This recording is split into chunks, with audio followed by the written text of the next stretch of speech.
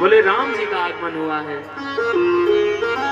उदाहरण आपको यहीं से मिल जाएगा कि जैसे 22 जनवरी को रामलला सरकार अयोध्या में आए, अभी तक 2 लाख लोग 3 लाख लोग पर डे दर्शन कर रहे हैं ठाकुर जी का। ये तो साक्षात ही है, कलयुग में है। त्रेता युग में पूरे ब्रह्मांड के देवता सभी आ गए थे अयोध्या जी में, और दर्शन करने के बाद महाराज सभी लोग आ रहे हैं भगवान का दर्शन करने। भगवान भी आते हैं, कौन? भोलेनाथ। एक भक्त भगवान के लिए क्या क्या नहीं कर देता है। एक भक्त भगवान के लिए अपना परिवार छोड़ देता है, अपना घर छोड़ देता है, अपने आप को भगवान जो जैसे चाहते हैं वैसे बन जाता है महाराज। जितना बढ़िया महिलाएं नृत्य नहीं कर पाएंगी, उससे बढ़िया सावन में कजरी गा करके भगवान कर को हम लोग सावन में यही धोती पहन करके ठाकुर जी को नाच करके दिखाया जाता है। सबको नाचना पड़ता है। वहां पर महिलाओं का निषेध रहता है। हम लोग जाते हैं संत महात्माओं के बीच में, बाल साधु में हम लोग का रजिस्ट्रेशन हुआ है, रजिस्टर्ड साधु हम लोग हैं, गृहस्थ। वहां पर यही धोती पहन करके नाचने का नहीं है मन। हम लोग तो मान लीजिए युवा हैं, आज के हैं, थोड़ा बहुत मान लीजिए नृत्य करने के लिए ऐसी जानकारियां रहती हैं सोशल मीडिया के माध्यम से कि थोड़ा हम लोग नाच भी लेते हैं, लेकिन ऐसे ऐसे साधु भगवान के सामने नाचते हैं, नाचने का कमर उनको घुमाने का ढंग ही नहीं है, लेकिन खूब बढ़िया नाचते महाराज, भाव में नाचते हैं।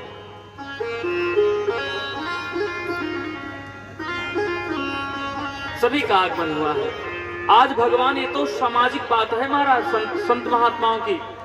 भोलेनाथ खुद आते हैं महाराज कैलाश पर्वत के दिव्य शिखर से भगवान राम जी का दर्शन करने के लिए। जितना भी भगवान का अवतार हुआ है, 23वां अवतार हो गया है, 23वां 22वां अवतार बुद्ध भगवान का हुआ है। लोग कहते हैं कि हरिजन लोग, चमार लोग, जितने लोग हैं वो केवल भगवान उनके हैं, सावधान। और जो बौद्धिस्ट हो जाते हैं, हरिजन चमार जो भी लोग हैं, कान खोल के सुन लो। हमारे रावण जैसे हो जाओ, जो आपके गांव के रावण जी हैं, इनके परिवार के जैसा हो जाओ कि बौद्ध भगवान वो क्षत्रिय हैं, और बौद्ध भगवान के परिप्रेक्ष्य में वो भी नारायण के अवतार हैं, भगवान के वैष्णव अवतार हैं। भीम आर्मी का आप लोग झंडा लेकर के घूमने से पहले भगवान को छोड़ो मत। भीम जी का सभी लोग सम्मान करते हैं, कोई भीम का अपमान नहीं करता। वो देश के महापुरुष हैं, संवैधानिक में उनका बहुत बड़ा अहम योगदान है। कौन नहीं सम्मान करता है? सब करते हैं, लेकिन भगवान के परिप्रेक्ष्य में भीम के तुलना भीम भगवान नहीं है। भीमराव अंबेडकर भगवान नहीं, एक महापुरुष हैं, साधु हैं। आज काफी लोग नास्तिकता की तरफ जा रहे हैं, ऐसा नहीं करना चाहिए। भगवान है बुद्ध भगवान। हम लोग के दिल दिमाग में है 23वें अवतार हैं बुद्ध भगवान महाराज। आप तो हिंदू हो, हमारी कथा जहां हम बोलते हैं वहां पर अनेक लोग, मुस्लिम के लोग आकर के कथा सुनते हैं। कुछ बाबा ऐसे होते हैं, बोल देते हैं, वहां पर गोली चल जाती है, ये बाबा जाते हैं, तो मुस्लिम भी कथा सुनने के लिए आते हैं। क्यों? हमारा काम तोड़ना नहीं, जोड़ना है।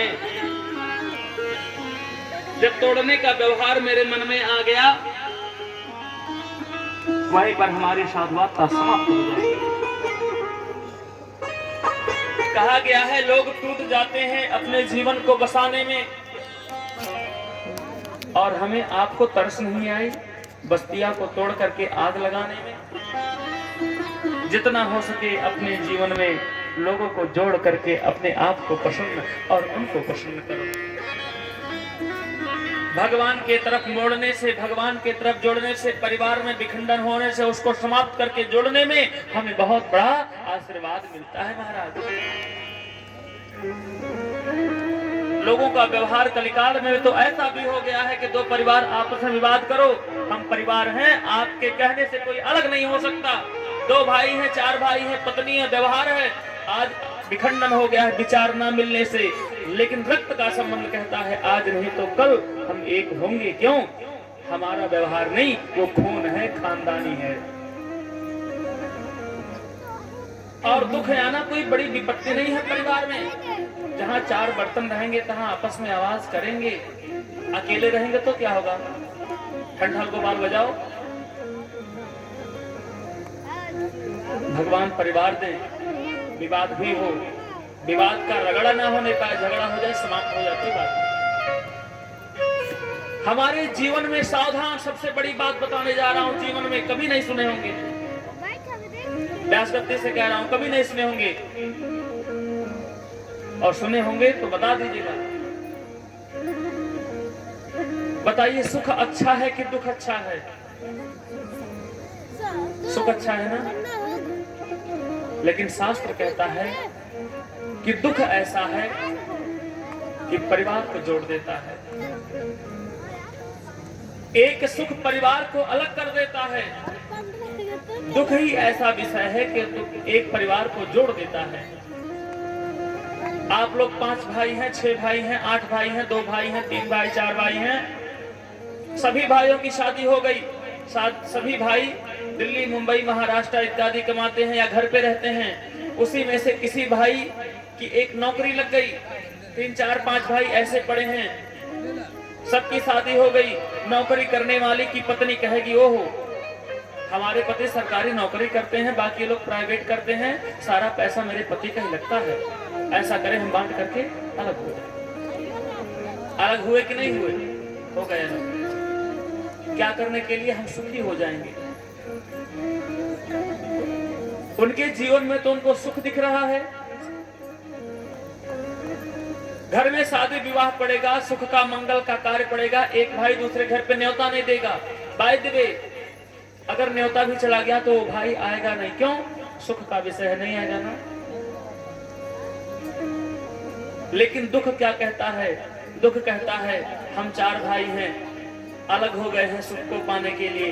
आज पिताजी का शरीर छूट गया, माताजी मर गई, परिवार में किसी कोई विपत्ति आ गया, कोई दिल्ली है, महाराष्ट्र है, मुंबई है, गांव से, पटदार से, घर से, किसी से सूचना केवल मिल जाती है कि आप घर में ऐसे अमंगल हो गया है। कितनों भयंकर दुश्मनी रहे, लेकिन जरूर अपने भाई को मजबूत करने के लिए, अपने रक्त संबंध खून को निभाने के लिए चौखट पे जाकर के और वहां रोने लगता है। गलत तो नहीं कह रहा हूं। और दुख कहता है कि जब उसके ऊपर खुद इतने बड़ा आपत्ति, दुख का पहाड़ टूट पड़ा है, तो उसमें दुश्मनी नहीं देखनी चाहिए। दुश्मनी हमारी आपकी होनी चाहिए, मानव मानव का होना चाहिए, मानवता व्यवहार का दुश्मनी नहीं होना चाहिए। दुख में व्यक्ति के शामिल होना चाहिए। सुख में भले आप शामिल ना हो पाओ, लेकिन दुख में शामिल हो जाओ, ये मानवता कहती है।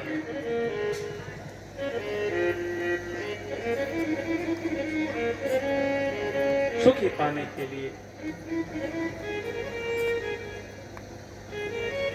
आज भगवान राम का जन्म हुआ है। पूरे ब्रह्मांड के इत्यादि देवता आते हैं दर्शन करने के लिए भगवान का। भगवान राम सूर्यवंशी हैं, क्षत्रिय हैं।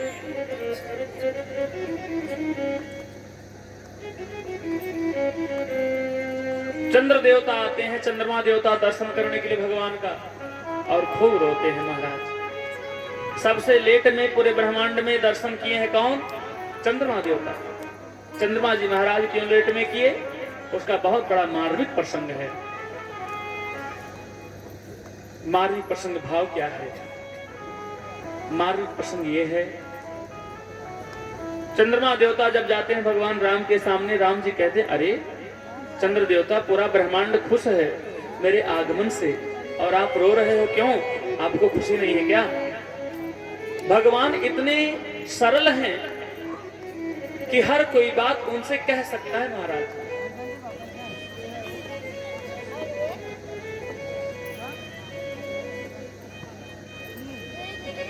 मेरे राम जी का व्यवहार ऐसा है कि उनसे कोई भी बात कोई व्यक्ति कह सकता है। चंद्रमा देवता को देख करके भगवान ने पूछा, आप रो क्यों रहे हैं? मेरे आगमन से आपको खुशी नहीं है? चंद्र देवता कहते हैं, सरकार हमें बहुत खुशी है, लेकिन इतना बड़ा अभागा मैं हूं कि पूरे धरती पर, पूरे ब्रह्मांड में अतल वितल सुतल तलातल रसातल महातल तलातल में पाताल में क्षीर सागर तक जितने देवता हैं सब आके दर्शनार्थ कर लिए। ऊपर है 7 लोक, ओम भुआ भू सहजंतन मह सप्तलोक ब्रह्मलोक, सब लोग दर्शन कर लिए। पूरे ब्रह्मांड में केवल मैं एक ऐसा भागा था जो सबसे लास्ट में आपने मुझको दर्शन दिया। क्यों ऐसा, मेरा क्या इसमें कमी है? भगवान कहते नहीं, इसमें तो मेरी कोई गलती नहीं है, आप खुद नहीं आए। चंद्र देवता कहते हैं मैं आऊं तो आऊं कैसे? आपका आगमन सूर्यवंशी में हुआ है। सूर्यवंशी माने कि सूर्य नारायण के वंश में, चंद्रवंशी माने कि चंद्रमा देवता के वंश में भगवान श्री कृष्ण यदुवंश में आगमन हुआ है। अधिकतर यादवों कथा ये चल रही है यदुवंश की।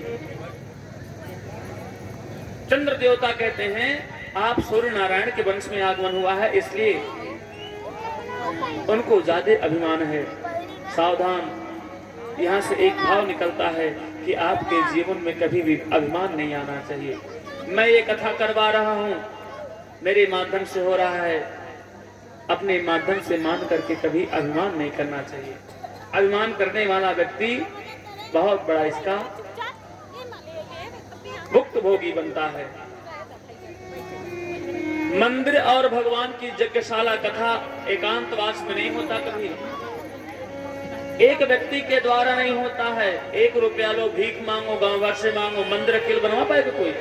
अगर कोई मनौती ना रहे कि हमारे पास बटवा होगा तब हम बनवाएंगे। मनौती का तो आप बनवा सकते हैं, लेकिन सामाजिक स्तर पे कहीं बंजर भूमि पर, कहीं सामाजिक जमीन पर अकेले नहीं चलने नहीं देता महाराज। आप भिक्षाटन करो, क्यों? कहीं आपको अभिमान ना आ जाए कि मैंने पैसा लगाया है तो इसमें कोई मंदिर में घुस नहीं सकता, इसलिए मंदिर को नहीं करना चाहिए। अपने घर पे संकल्प लेकर के भागवत कथा सुन सकते हैं आप, कोई दिक्कत नहीं है, आप कहो कि मैंने करवाया। लेकिन यही सामाजिक कार्यकर्ता के स्तर पर, गांव सामाजिक के स्तर पर यज्ञशाला में चाहे भीख मांग के लाना पड़ेगा, मांगना पड़ेगा कि 1 रुपया दीजिए सभी लोग और मैं सबके नाम से करवाऊंगा। क्यों? कहीं आपके मुंह से ये ना निकल जाए कि इस पंडाल में किसी को नहीं आना, मैं अकेले करवा रहा हूँ।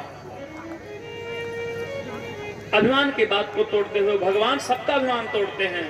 भगवान रावण का अभिमान तोड़ते हैं, भगवान ब्रह्मा जी महाराज जी का अभिमान भागवत महापुराण में तोड़े हैं। भगवान इंद्र जी महाराज, भगवान श्री कृष्ण वंश में भागवत महापुराण में अपने नख पे उठाए हैं कि नहीं गोवर्धन पर्वत को, क्या करने के लिए? मात्र इंद्र का अभिमान तोड़ने के लिए। इंद्र भी एक देवता है, राक्षस नहीं है। अभिमान आ गया, भगवान कहते हैं अच्छा। भगवान श्री कृष्ण के भगवत्या को देखने के लिए इंद्र जी खूब बरसाना में, मथुरा में, वृंदावन में बारिश किए। देखिए अगर ये भगवान होंगे तो अपने भक्तों को बचा लेंगे।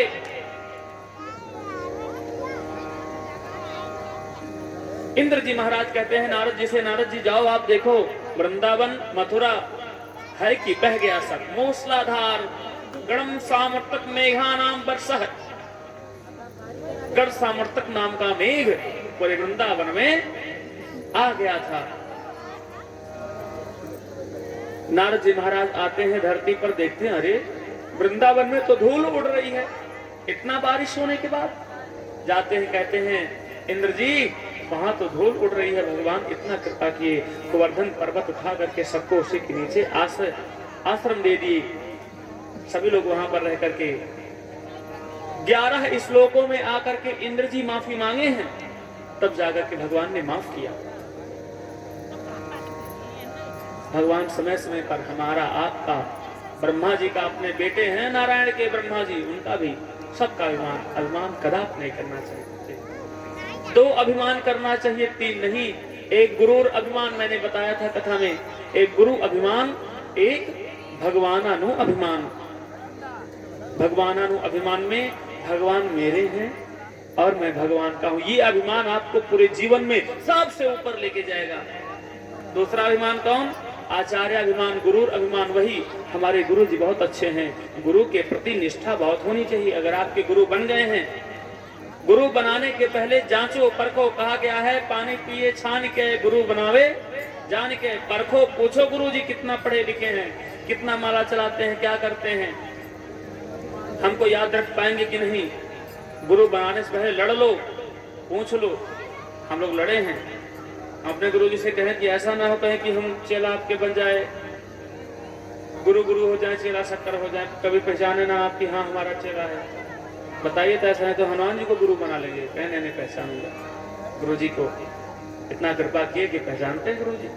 हाँ उनके पास करोड़ों शिष्य हैं, हमको भूल जाए, गरीब आदमी। पानी को जैसे छान करके पिया जाता है, उसी प्रकार से गुरु को जान करके बनाया जाता है। लेकिन जब गुरु बन जाए तब गुरु की निंदा, हरिहर निंदा सुने जो कोई होए पाप, हरिहर निंदा सुने जे काना, होए पाप गोघात समान। जो हरि गुरु ब्रह्म की निंदा सुनता है उसको गौहत्या का पाप लगता है महाराज। और ना तो कभी गुरु के सैया पे बैठना चाहिए। गुरु सैया का दोष लगता है।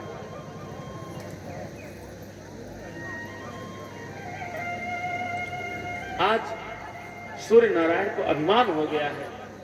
कैसा अभिमान? भक्ति का अभिमान, सामंजस्य का अभिमान, ना समझने बूझने वाली व्यथा का अभिमान। राम जी का आगमन कब हुआ है? चैत्र शुक्ल पक्ष नवमी तिथि को। पुनर्वसु नक्षत्र है, मंगलवार का दिन है, अभिजीत मुहूर्त है, ठीक दिन में 12 बजे। 12 बजे भगवान राम का जन्म हुआ है कि नहीं? सभी लाओ, सभी लोग लाए, रिस्पॉन्स दिया करिए आप लोग ना, हाँ या ना का। ऐसे बैठे रहेंगे तो वो बूझ नहीं रहे क्या?